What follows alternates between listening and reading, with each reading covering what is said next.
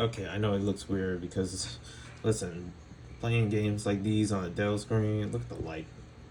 But anyways, my gosh, it's crazy looking at this because this is where I don't know what level I'm in, but oh my goodness, I was like 6 or 5 when I saw this because I had a PS1 very young, and one of the games was a bunch of Disney games, Aladdin, KUSKO, and my good, I haven't seen this scene in for oh my goodness, it's been like decades at this point.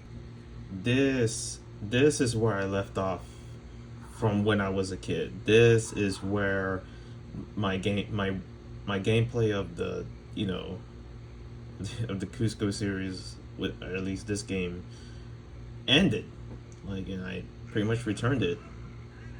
So kind of crazy that I'm back here.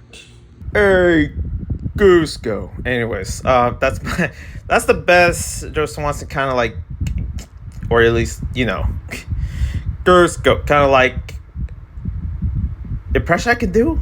Man, I could do a bunch of them, but I even forget the names. Wow, it's been that while. What's up, guys? Vince right here. And yes, I have finished The Emperor's New Groove. I've been trying to make this plan to finish a whole bunch of Disney PS1 games, and I failed. One of them was also Aladdin. I did finish Stitch. I did a review of that, but I couldn't.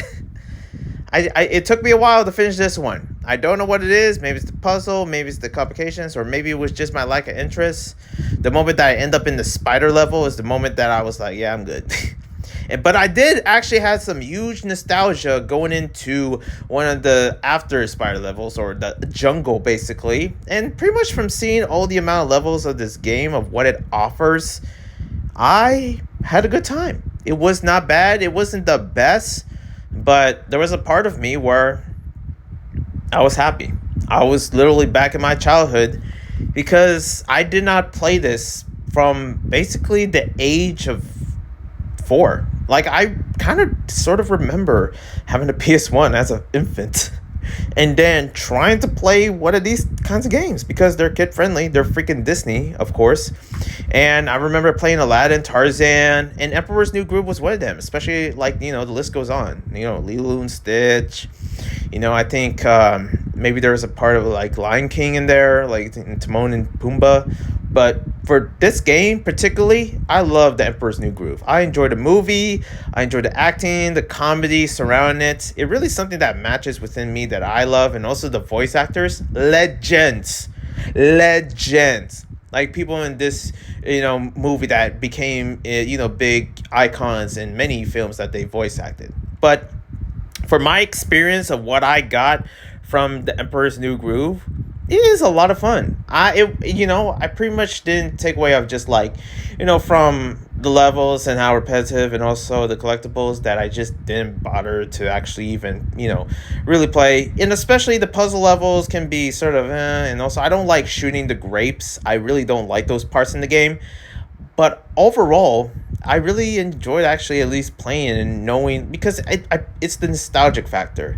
If I never grew up with the game, I probably wouldn't really enjoy it the way I wanted to. Then again, there is some games that I really never played as a kid, but I never even wanted to, but I experienced them and I was like, oh, that's interesting. Like Star Ocean, and shoot, even the Klonoa game, the first ever Klonoa game. Like, I remember playing that on the PS1. That has to be the best PS1 game that I have ever witnessed, or at least some of the Crash games. But other than that, yeah, for this one particularly, like, I enjoyed Emperor's New Groove, on the PS1.